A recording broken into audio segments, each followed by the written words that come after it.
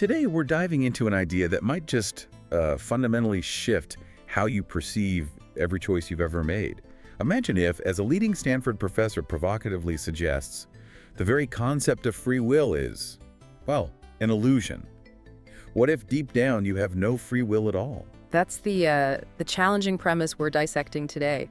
This deep dive will explore that audacious claim, the powerful argument for the absence of free will, and, its profound implications for everything from personal responsibility to societal justice. Our guide through this fascinating and often unsettling terrain is Dr. Robert Sapolsky. Right, he's a distinguished professor at Stanford University, acclaimed for his groundbreaking expertise across biology, neurology, and neurosurgery. But he's not just a titan in academia. He's a MacArthur Genius Fellow, a research associate at the National Museum of Kenya, and brings over 3 decades of unparalleled experience as both a field primatologist and a laboratory neuroscientist. Quite the background. Absolutely. And Sapolsky is also widely regarded as one of the best science writers of our generation. You might know his best-selling books like Why Zebras Don't Get Ulcers, which brilliantly explored how deeply our biology shapes our stress responses, kind of laying the groundwork for his later dismantling of free will. Or perhaps The Trouble with Testosterone. His most recent and most explicit work on this topic is titled Determined. Okay, so our mission today is to unpack Sapolsky's radical insights, drawing directly from the sources you've shared with us, and distill the most profound, often counterintuitive, nuggets of knowledge. We want you to walk away not just informed, but genuinely provoked to rethink your own actions and the world around you. So why did Sapolsky even write Determined? I mean, what compelled him to tackle such a deeply ingrained belief head on? That's a great question, and it really speaks to the evolution of his thinking. He actually thought he'd already made his point quite clearly in his 800-page opus from around 2017, Behave, the Biology of Humans at Our Best and Worst. In that book, he meticulously argued that our behavior is the complex end product of everything that's happened to us, from a fraction of a second ago right back to the very beginning of our lives. And he fully expected audiences to conclude, okay, I get it, there's no free will whatsoever. But instead, he often encountered responses like, okay, given all that, it seems like there might be a little bit less free will than we thought. Right, which wasn't quite the takeaway he intended. Not at all. This led him to realize Behave was, in his words, way too subtle. So Determined was written with the explicit, unambiguous statement, there's no free will.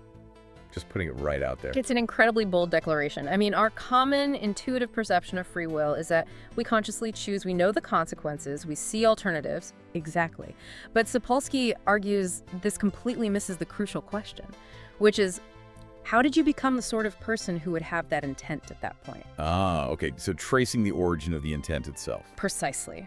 And his answer, he posits, is the intricate interaction of biology, over which you had absolutely no control, and environment over which you also had no control. This stretches from 1 second ago to the moment you were a fertilized egg. And when you examine this causal chain, he states, there's not a crack anywhere in there in which you can insert sort of the everyday intuitive notion of free will.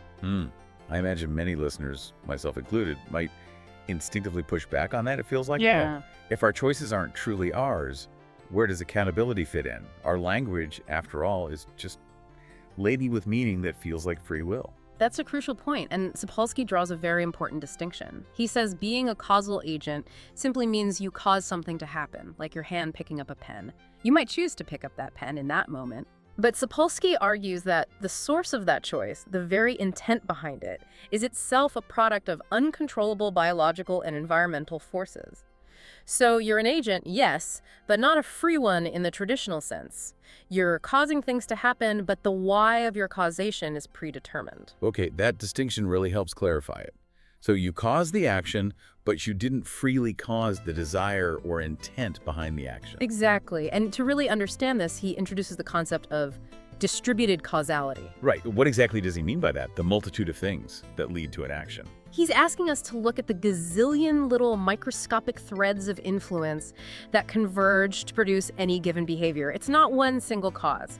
These threads span across vast timescales. You have short-term influences like the neuronal activity in your brain 1/10 of a second ago, or environmental stimuli from the previous few minutes, maybe your hormone levels from this morning, little thing. Okay. And then there are midterm influences. Yeah, which include brain plasticity over months to decades, That's your brain's incredible ability to physically rewire and adapt based on experience. Things like trauma or heartache, finding love, even finding a new spiritual path. These experiences literally change your neural pathways. So experiences physically reshape the brain over time. Right. And the influences stretch even further back. Long-term influences encompass your adolescence, your childhood, your fetal life in the womb, and of course, your genetics. All of this sculpts who you become. And here's where Sapolsky really challenges our perspective. He goes even further, to very long-term influences. This includes your ancestors' culture and the ecosystems they inhabited centuries or even millennia ago. It sounds wild, but his point is that influenced how your mother raised you, which in turn influenced how your brain was constructed. It's a deep dive into the historical forces shaping individual biology. It connects way, way back. Okay, so that's distributed causality, tons of small influences over huge timescales. How does that compare to concentrated causality? Well, concentrated causality is where the cause is much clearer, more singular. And for anyone familiar with brain science, Phineas Gage is practically foundational. Sapolsky uses this classic example brilliantly to set the stage. It's a very different beast from the distributed influences that he argues really govern our choices. Yes, Phineas Gage, the railroad worker from the 1840s, had that 13-pound, 3-foot iron rod blow straight through his head. Right. Destroyed his frontal cortex. Exactly. Gage, who was previously described as, sobrietous and reliable, was utterly transformed, became an impulsive, foul-mouthed bully who couldn't keep a work schedule. A stark change. A really stark change. That was a single, unsubtle, TNT-driven explosive cause, Sapolsky puts it. It dramatically showed the frontal cortex's critical role in self-control, emotional regulation, decision-making. But what's truly insightful here is how Sapolsky then connects this. He notes that later research shows subtler stuff in fetal life and childhood also shapes the frontal cortex. In similar ways, though far less dramatically. It's all about causation, whether it's a dramatic accident or the quiet accumulation of experiences over a lifetime. Okay, that makes sense. The big obvious cause helps us understand the function, which then helps us see how smaller distributed causes could have similar cumulative effects. So let's explore some more illustrative and frankly kind of unsettling examples of these deterministic influences Sapolsky highlights. He presents this chilling scenario. A person has a fraction of a second to decide whether something in someone's hand is a cell phone or a handgun. Yeah, it's a high-stakes, real-world decision, often tragic consequences. And what's particularly striking is how many factors modulate that decision in that split second. Are you hungry? Are you tired? Are you scared or stressed? Are you in an environment you perceive as dangerous or benevolent? Is it nighttime or daytime? And unfortunately, as we know, factors like the other person's skin color play a role, or if they're a young male. Tragically, yes. All of this biases the brain's rapid decision. And it goes even deeper biologically. If a male's testosterone levels had been elevated over the previous 24 hours, their amygdala, that's our brain's sort of threat detector, might function differently. It might make them more likely to interpret a neutral facial expression as threatening. Which directly increases the likelihood of pulling a trigger. It does. Similarly, if you went through combat trauma a decade ago and developed PTSD, your amygdala could actually have grown bigger, become more reactive, making it more likely to send that danger signal before your frontal cortex, the rational part, has a chance to weigh in. Wow. So past trauma literally reshapes the brain to be quicker on the draw, essentially. In a sense, yes. And this connection extends even further back to how much stress hormone exposure you had as a fetus. That can literally wire your brain's stress response systems for life. These examples paint a stark picture. Deeply deterministic forces seem to be at play even in our most critical split-second decisions. But one of the most surprising studies Sapolsky references seems far removed from life or death situations. It concerns judges and parole decisions. Yeah. It's truly eye-opening. Yes. This study, it was highly prominent, faced some statistical challenges initially, but Sapolsky notes it was definitively refuted and replicated, making it solid now. Researchers looked at a whole bunch of parole board judges and their decisions over a long period. And the single most powerful predictor, more than the crime, the sentence, anything else, for whether a judge would let someone go free versus sending them back to jail was how many hours it had been since the judge had eaten a meal. Get out. Seriously. So you're telling me that right after a good lunch, a person had approximately a 60% chance of getting paroled. And a few hours later, maybe right before the next break, it plummeted to basically 0%. That's almost unbelievable. It's startling, isn't it? But what's so insightful here is the biological why. Your brain is incredibly energy intensive. It's only about 3% of your body mass, but uses up something like 25% of your energy budget. Right, it's greedy. Very greedy. So when you have low blood glucose when you're hungry, your brain doesn't work as well, especially the frontal cortex. That's the part that helps you do the harder thing, to think deeply, consider perspectives, reflect multiple times. Complex thought takes energy. It's simply easier, metabolically cheaper, for the brain to default to a simple, fast decision like denied, send him back to jail. And the judges themselves wouldn't attribute their decisions to low blood sugar, right? Yeah. They'd likely rationalize it using legal principles or... Exactly. They'd talk about freshman philosophy class or something, as Sapolsky puts it. They aren't consciously aware of the metabolic influence. This study doesn't just show judges are human. It's a stark reminder that even our most supposedly rational decisions, the ones that impact lives so profoundly, can be swayed by something as simple as a snack. It really forces you to ask, where do we draw the line between a conscious, reasoned decision and just a physiological imperative? And that leads to another crucial point Sapolsky makes. Eating a meal is an easy fix for this particular influence on judgment.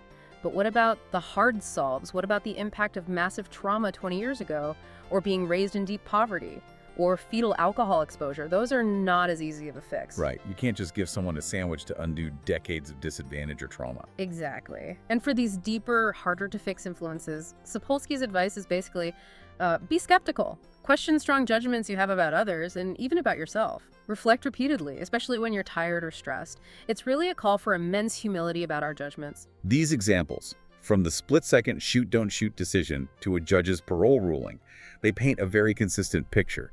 It feels like these deterministic forces are everywhere. So if our actions are so profoundly influenced, maybe even determined, what does this actually mean for how we structure our societies? For our notions of justice and responsibility, does no free will mean nothing can ever change? That we're just stuck? That's a really common fear, and Sapolsky tackles it directly. He says, no, enormous change happens. People change all the time. But the key is how they change. He argues, we do not choose to change. We are changed by circumstances. And we are changed by those circumstances as a function of who we had been made into at the moment we experience it. Okay, can you unpack that a bit? How does that work? He uses a great analogy. Two people watch the same inspirational movie. One person leaves the theater totally changed, decides to give their life savings to charity. The other person also leaves changed, but they decide they now want to worship the cinematographer. Okay, different outcomes. Very different. But both are changed by the experience. Neither, Sapolsky argues, chose to change in that specific way. They were changed as a function of who they were, all their prior biology and experience when they walked into that theater. The movie interacted with their pre-existing state. So the change isn't a freely willed choice, but a predetermined reaction based on prior programming. That's the idea. But what's particularly striking about this is Sapolsky's point that humans are unique. We're the only biological machines that can know that we're biological machines. This self-awareness gives us unique insights into our own levers and buttons, as he puts it. We can observe changes happening within ourselves, and then critically, we can act to reinforce or counteract them. We create these recursive loops. We can act on the deterministic forces that shaped us using our understanding of them. That's interesting. So even without free will, awareness allows for a kind of feedback loop, a way to influence our own trajectory based on understanding the mechanisms. Now, Sapolsky humbly admits he doesn't even know enough to be wrong about AI, which is refreshing honesty, but he does discuss the concept of emergence, which sometimes gets mistakenly brought up to try and rescue free will. Right. Emergence is a fascinating concept in science.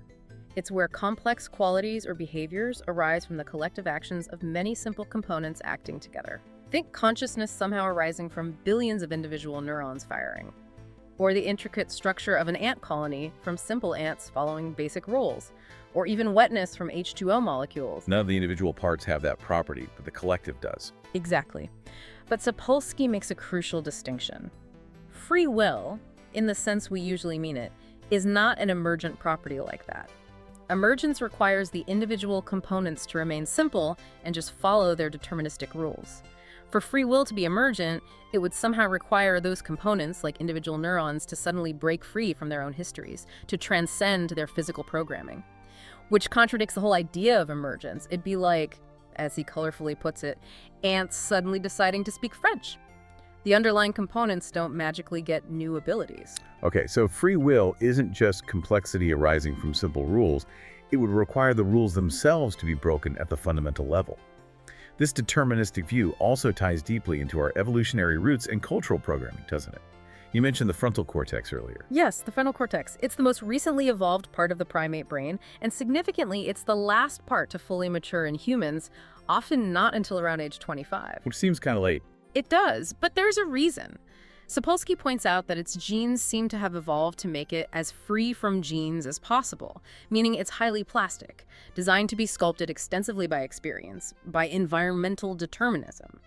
This long maturation period allows ample time for culture to imprint itself, for us to learn a society's complex rules, its hypocrisies, rationales, and lies, like learning the difference between thou shalt not kill and but if you kill one of them, we're going to give you a medal. Society literally programs this part of your brain during development. And this cultural wiring starts incredibly early, through child-rearing practices. Sapolsky highlights some stark cross-cultural differences. Yeah, he contrasts collectivist cultures, like those historically found in Southeast Asian rice-growing regions, where cooperation is key. Mothers there tend to sing more quietly, pick up crying infants faster, have more physical contact, all fostering a more interdependent mindset. Versus individualist cultures, like the U.S. Right. Cultures often descended from, as Sapolsky provocatively puts it, malcontents, people who broke away from existing groups. In these cultures, mothers might have longer delays before picking up crying infants, aiming to toughen them up. Children often sleep alone earlier.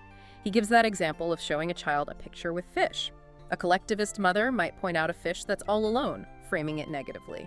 An individualist mother might point to this fish, this leader, framing individuality positively. Wow. So parenting styles directly encode cultural values into the developing brain. Absolutely. And it gets even deeper. Ancestral environments themselves seem to play a role in shaping those initial cultural values. He notes, for instance, that desert dwellers were historically more likely to invent monotheistic religions, while rainforest dwellers tended towards polytheism. Pastoralists, who needed to defend herds, often developed strong cultures of honor, while rainforest foragers, with less to steal, generally did not. So the environment shapes the culture, which shapes the parenting, which shapes the brain. That's the chain of influence Sapolsky lays out. The job of child-rearing, in this deterministic sense, is essentially to construct a child's brain to replicate the cultural values of the parents and ancestors. He even uses that biological aphorism, sometimes a chicken is just an egg the way of making another egg, as an analogy.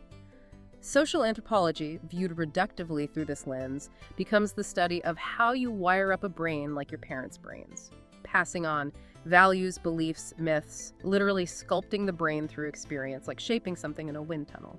And there's that cool study from China illustrating this persistence, right? Even generations later. Yeah, the Starbucks study, university students who were grandkids of either collectivist rice farmers or more individualist wheat farmers. They reacted differently when some chairs blocked their path in a Starbucks. The rice farmer descendants tended to walk around the chairs, navigating the collective space. The wheat farmer descendants were more likely to just pull the chairs apart, asserting individual control over the environment. That's fascinating. Ancestral culture, 2 generations removed, influencing a simple behavior in a coffee shop. It shows how deep this cultural brain wiring can go. Okay, so if we accept this deterministic picture, shaped by biology, environment, culture, history, it leads us back to justice and responsibility. If there's no free will, Sapolsky argues pretty bluntly that blame and punishment never make any sense, either intellectually or ethically. That's his logical conclusion, yes. It's incredibly provocative. Yeah. But then, what do we do? Especially with people who are dangerous, we can't just ignore harm. How does he address that very real, very human need for safety and consequences, even if choice wasn't free? He tackles this head-on. His analogy is a car with faulty brakes. You don't blame the car, you don't smash it for having a crappy soul. Yeah. You recognize it's dangerous, you fix it if you can, or you take it off the road, you put it in a garage to prevent it from causing harm. So apply that logic to people. Yes. Dangerous individuals, he argues, should be constrained or quarantined. He borrows that term from public health. And importantly, this means the absolute minimum needed to make them safe and not an inch more than that. The focus shifts entirely away from retribution. It becomes about protecting society and, crucially, understanding the root causes the faulty brakes, essentially to prevent future instances, not about preaching moral sermons. Can you give a practical example of how this looks different? Sure. He uses the example of an airline pilot who becomes drowsy from taking antihistamines during hay fever season. Society doesn't condemn the pilot, doesn't burn them at the stake. We simply prevent them from flying while they're impaired because it's unsafe. We don't preach to them about their moral failings. And importantly, we fund research to develop non-drowsy antihistamines. We try to fix the underlying problem. He argues that in many realms like this, involving health and safety, we already effectively subtract free will and focus on prevention and management without even realizing it. That's a really helpful analogy. Okay, so blame and punishment are out. What about the other side of the coin, praise and reward? Logically consistent, Sapolsky says, praise and reward make no sense either.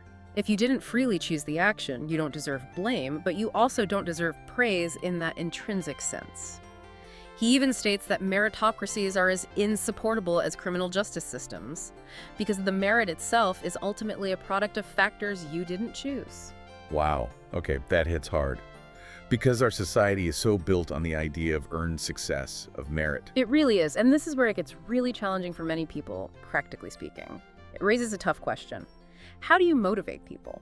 How do you get someone to undertake difficult tasks that require years of skill and hard work, like, say, a surgeon training for a decade, if they won't feel truly entitled to the rewards or feel intrinsically better than others for their achievements? Yeah, how do you motivate someone to, stay in and study on a Saturday night when their roommate is out falling down drunk, as Sapolsky puts it? If there's no ultimate internal credit or external praise that's truly deserved for making that harder choice. Exactly. Sapolsky himself admits this is one of the hardest practical hurdles. How do we maintain motivation, drive, and societal contribution in a world without the feeling of freely earned reward or justifiable blame? It's a huge question. It really is. This entire deep dive into the nature of free will, or perhaps the lack thereof, it genuinely invites us to fundamentally rethink, everything.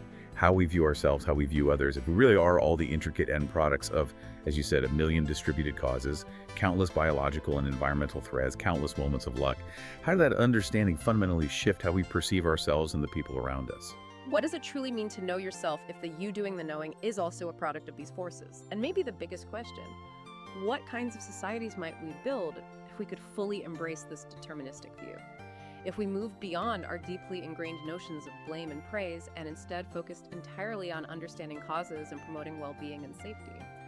It's definitely something to ponder long after our conversation ends.